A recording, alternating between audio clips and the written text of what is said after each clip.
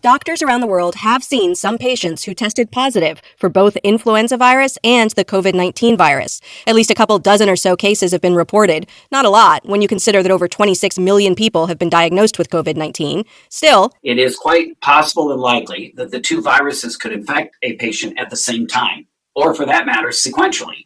1 month, one virus, and the next month, the other virus. Michael Mathey is a professor of medicine at the University of California, San Francisco. He says both viruses can cause dangerous inflammation in the lungs that can fill the air spaces with fluid, making it difficult to breathe. It's likely with both viruses at the same time, the severity of respiratory failure would be greater, or of course having two illnesses in a row that affected the lungs would make the respiratory failure more severe. The truth is, though, COVID-19 is so new, we just don't have the research to know for sure. Generally speaking, co-infections are common when it comes to respiratory diseases. Helen Chu is an associate professor of medicine at the University of Washington. In the past, she's checked sick folks with tests for 10 to 20 different viruses. And we often find the presence of more than one virus at a time. That doesn't necessarily mean there's actually more than one active infection. You could be at the end of your illness, so you're no longer symptomatic from it, but you can still detect, non-viable virus. Researchers have also looked to see if having more than one virus says anything about how sick you get.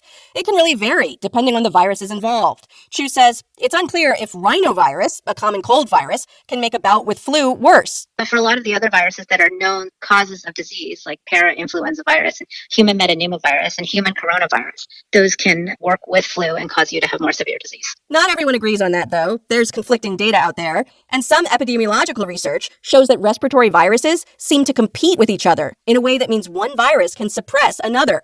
Tanya Mura is a virologist at the University of Idaho. She says when a new pandemic flu virus swept through in 2009, it was delayed in certain populations that were having ongoing outbreaks of other respiratory viruses at the time. All the recent social distancing does seem to have reduced the number of circulating respiratory viruses, but flu is still out there, and its symptoms are very similar to those of COVID-19.